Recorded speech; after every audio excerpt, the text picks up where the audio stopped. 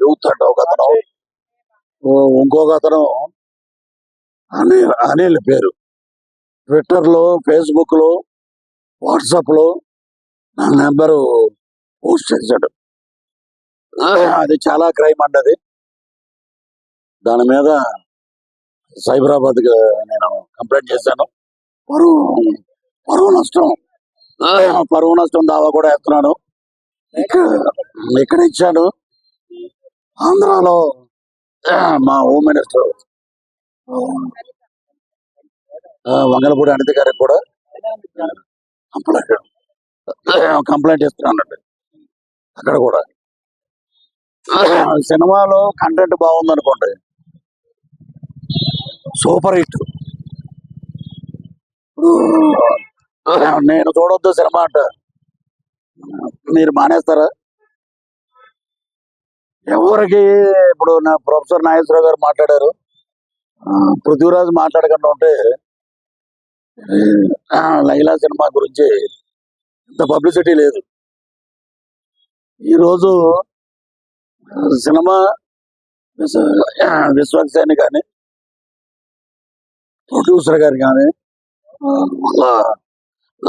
నాన్నగారు కరాటే రాజు గారు కానీ నేను మాట్లాడాను. Very happy. ఇదేందుకు మధ్యలో సో సినిమా పరంగా 14 రిలీజ్ అవుద్ది. Super duper hit cinema. రాజకీయంగా నా మీద, నా ఆరోగ్యాన్ని, నా వ్యక్తిగత ఇమేజ్ని డ్యామేజ్ చేశారు కాబట్టి మా లాయర్ ద్వారా, మా హోమ్ మినిస్టర్ గారి ద్వారా డెఫర్మేషన్ సూట్ వేస్తున్నాను. ఇక మీదట ఎవరి జోలికి పోవద్దు, నా జోలికి అని కాదు. ఇలాగ ఇంట్లో ఉంటే అమ్మాయి మీద ఒకప్పుడు మా జీవితాలతో ఆడుకున్నారు. అలాగే ఎంత జరిగినా కూడా ఇంకా బుద్ధి రాల.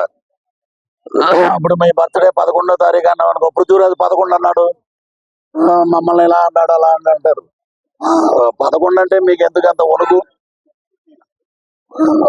ఉన్నది ఉన్నట్టే మాట్లాడాం మేము. నేను ఉన్నది ఉన్నట్టు మాట్లాడా.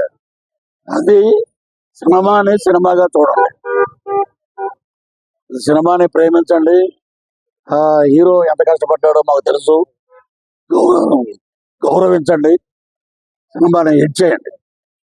ఎదవ నీచమైన రాజకీయాలు ఉంటే పృథ్వీరాజు పొలిటికల్ సినిమా ఒకటి చేస్తాడు, అప్పుడు చూసుకుందాం, అప్పుడు మాట్లాడదాం.